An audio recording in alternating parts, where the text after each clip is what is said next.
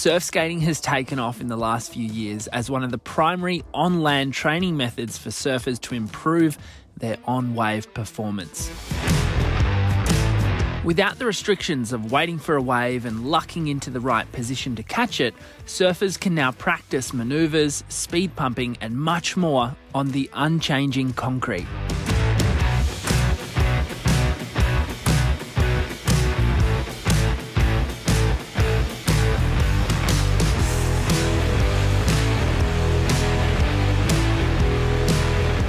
I'm going to show you guys the best way to take your surf skating from a beginner level all the way up to an advanced level with a focus on transferring those skills over to your surfing. Now, even if you don't surf, these fundamental techniques are still going to be really important in helping you rip just on the surf skates as well.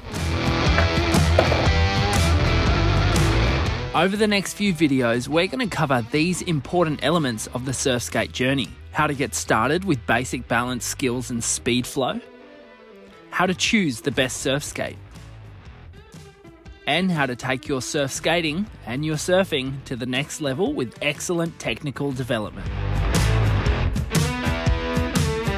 This series is brought to you by the Ultimate Surf Skate Program, my best-selling online course on surf skating that's an in-depth, one-stop shop to surf skating and surfing success. Join the course with over 3,000 students over at thesurfersroadmap.com.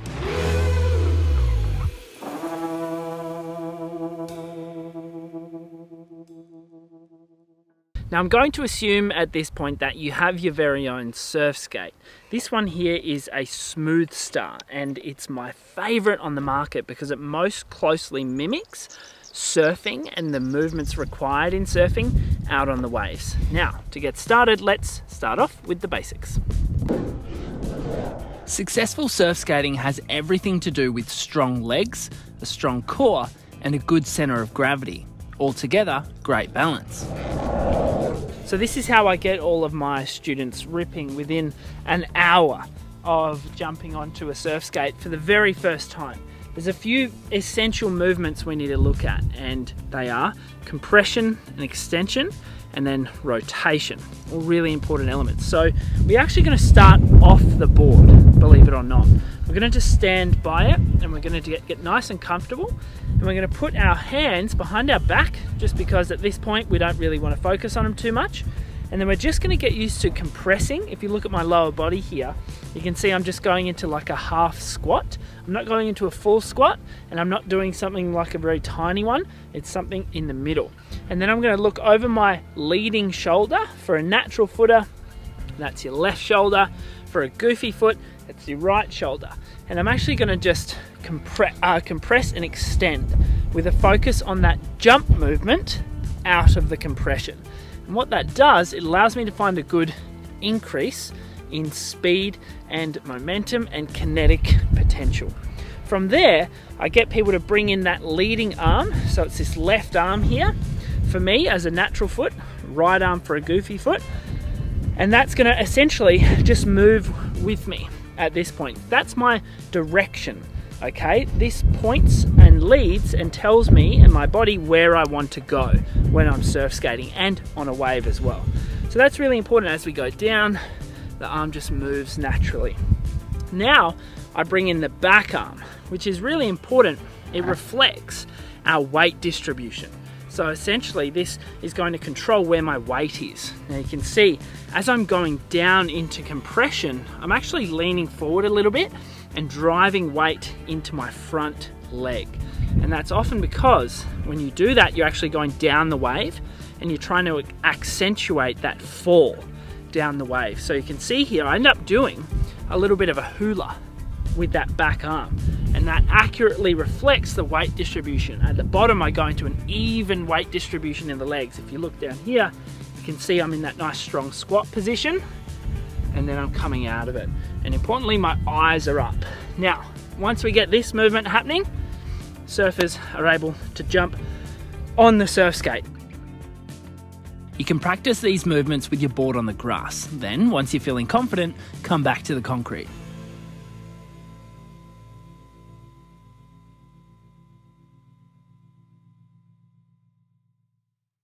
Now, this is an important one, the takeoff. It can be a little bit tricky. Why? Because we've got these funky trucks here and we've got a very radical nose. So you can look at this, see the nose go real sort of wild when you put weight on it. So essentially you can nosedive if you put your weight too far forward. So what I like to do is to get surfers to put their leading foot just up here behind the trucks, and then they're going to step off with the back foot really nice and slowly, and then they can adjust their feet into their regular surf position. So the legs should feel nice and comfortable as if you're on a surfboard, and that's when you can start applying all the movements we just talked about. Now spend 5 to 10 minutes feeling out the board and take it easy. Remember, we're dealing with some pretty radical trucks on the surf skates, so you don't want to rush it. Once you're feeling somewhat comfortable, let's anchor our routine with some cones on the ground or just simply some objects you might have lying around so that we can work on your technique. So we're going to introduce you guys to the idea of speed flow or speed generation technique, and we're going to use the cones that we've laid out here. What I like to do is to get surfers moving between them, like a slalom. The emphasis though is being low on one side of the cones and then high on the other, or compressed on one side and extended on the other side. So if I give you a demonstration here, I'm going to take off just before the cones. I'm going to be low on this side, high on this side, low on this side, high on this side. And I'm going to keep going until I feel nice and confident with that, and I can feel like I can actually start to improve and increase my speed along the way. Give it a go.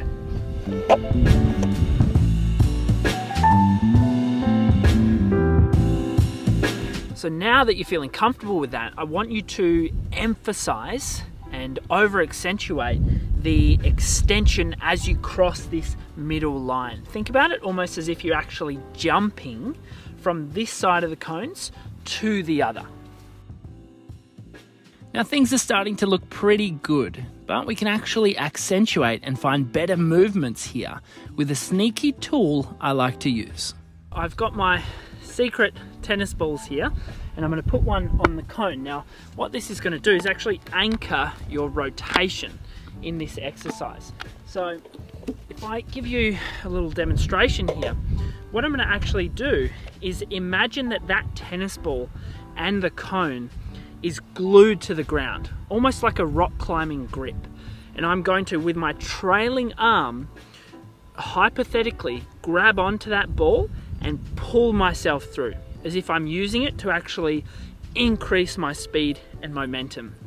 This is going to force my shoulders to rotate, and it's also at that moment that we extend the legs. So we get extension coupled with rotation, which helps us change directions with speed. Here, I'll show you.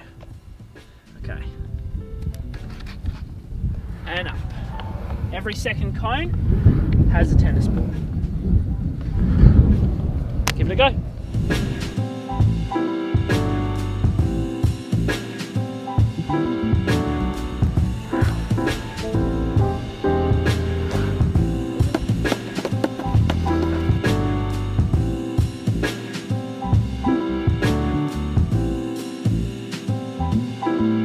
Okay, let's talk about the backhand now. Backside speed flow is a little different to the forehand.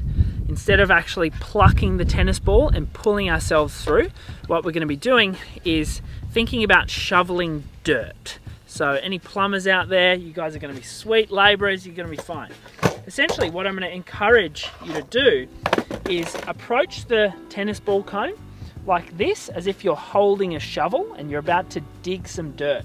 So you're actually going to approach it and you're going to hypothetically dig this dirt from here, and then you're going to throw it and extend with it over onto the other side of the cone. So again, that movement is a dig and a throw. A dig and a throw. You could also think about this as flipping pizzas. Picking up the pizza, flipping the pizza. Picking up the pizza, flipping the pizza. Let me show you. Take off, and up.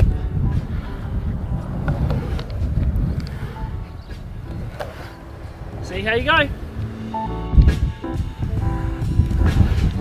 I recommend practicing these essential movements for at least a few sessions before trying any sort of manoeuvres or sharp turns on your surf skate. And the great thing about speed flow is that it provides a great foundation from which you can progress both on the concrete and on the waves. If you're still struggling on the surf skates, that's okay. There are a lot of common mistakes that I see from my clients when they first jump on the board. So let's run through a couple of those now to help you out.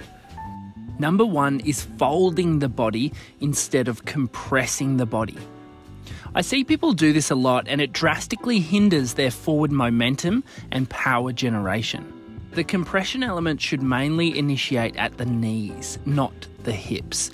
And a simple cue to fix this is to think about jumping out of your compressions, which means you'll need to squat instead of hinge. A second mistake that I see is a surfer placing too much emphasis on the rotational aspect of the surf skating instead of the compression and extension. Generally, we need to drive a lot of the power in surfing from our lower body. We load into compression and then explode into extension, and this is how we gain speed. By using the upper body as the driving force for power, we hinder ourselves significantly as the upper body is not capable of producing enough force to gain speed on a wave, or at least not as well as the legs can. So to fix this again, think about loading into your lower body with your movements. It's this compression that gives us speed and power, and it's the upper body that provides direction. We cover loads more common mistakes and give you guys some great technique cues inside our Ultimate Surf Skate program at thesurfersroadmap.com. So be sure to check it out at the link in the description below.